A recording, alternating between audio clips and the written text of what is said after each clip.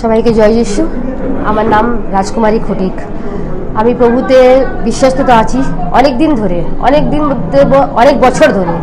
তবুও যখন প্রভুতে আমি টেস্টিমনি দিতে চাই, আমার সঙ্গে প্রভু যতই কিছু করেছে, যত সামলেছে, আমি টেস্টিমনি দিতে যাই, আমাকে শয়তান এমনভাবে অ্যাটাক করে কি আমি স্টেজে উঠতে উঠতে আমার হাত পা ভারী হয়ে যেত। আমি টেস্টিমনি আর দিতে পারতাম না কোনো দিন। তা আমার ইচ্ছে হতো, তারপরে আমি ফের আটকে যেতাম।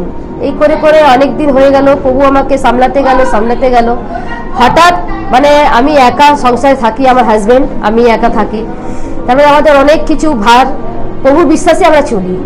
আর আমরা সব বলে এই করো, সেই করো, ওই করো, ঘাবড়ে দেয় মনটাকে সঙ্গে সঙ্গে। এই যে এদিকে যাও, ওইদিকে যাও, এটা ভালো হবে, সেটা ভালো হবে। আমরা অনেক বছর অনেক কিছু ভুক্তভোগী হয়েছি।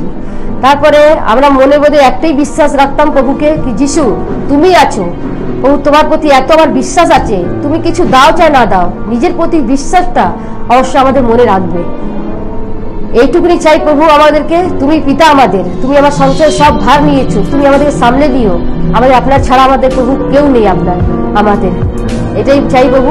আমি হঠাৎ আমার বাঁ দিকে হঠাৎ বুকে ব্যথা ওঠে। বুকে ব্যথা ওঠার পরে আমি অসুস্থ হয়ে যাই। সেই টাইমে আমার ঘরে থাকার মধ্যে কেউ ছিল না। হাজব্যান্ড সেদিন বৃহস্পতিবার ছিল, সেদিন উনি ছিলেন বলে, না তো উনি না থাকলে আমি ঘরেই এমনি মরে পড়ে থাকতাম। বাঁ সাইডে যখন ব্যথা হয় তখন আমি ঘাবড়ে গেলাম। আমি বুকে হাত দিয়ে আমি খাটে বলে বলুন, প্রভু আমি জানি না কি হচ্ছে, কিন্তু তুমি আমায় সামলেবে।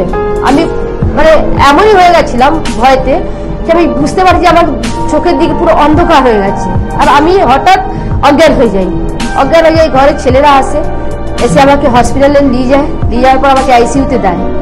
আইসিইউতে দেওয়ার পরে সেইখানে তখন চার্চে, আমাদের যে খ্রিস্ট জীবনজ্যোতি চার্চে আমরা যে আসি, সেখানে আমার ছেলে বিশ্বাস ছিল বলে আমার ছেলে পুষ্পাদিকে এখানে কন্ট্যাক্ট করার পর বললো কি দিদি এই ব্যাপার, মা এমনি আইসিইউতে ভর্তি, ঠিক আছে আমরা প্রার্থনা রাখছি, তোমরা ভয় পেও না। কিন্তু প্রভু যেখানে আছে আমাদের ভয় পাওয়ার কিছু ছিল না। আমরা এতই ঘাবড়ে গেছিলাম, আমাদের ফ্যামিলিরা পুরো কান্নাকাটি সব লাগিয়ে দিয়েছিল মনের মধ্যে। কিন্তু আমাদের প্রভুর প্রতি বিশ্বাস ছিল কি না প্রভু তুমি আছো, আর আমার কিছু হতে পারবে না। এত টেস্ট সঙ্গে সঙ্গে এমআরআই, আলট্রাসোনোগ্রাফি, ব্লাড টেস্ট, এই সেই সব কিছু হলো। ওর প্রতি বিশ্বাসটা এটাই রেখেছিলাম কি কোনো কিছুতে কোনো খারাপ রিপোর্ট বেরোয়নি, শুধু বাঁ দিকটা একটু ইনফেকশন ছিল। আর যখন প্রেতে চার্চে সবাই প্রে করতো 1 ঘন্টা পর আমি রিকভার হয়েছি। প্রভু ধন্যবাদ দিচ্ছি, কোটি কোটি ধন্যবাদ দিচ্ছি। 1 ঘন্টা পর আমি আইসিইউতে আমি রিকভার হয়েছি।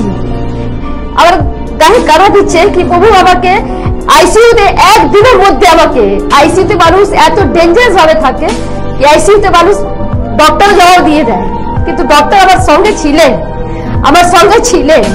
এটাই প্রভুকে আমি ধন্যবাদ দিচ্ছি। আজকে খ্রিস্ট জীবনজ্যোতি চার্চ দিয়ে আমি জড়িত।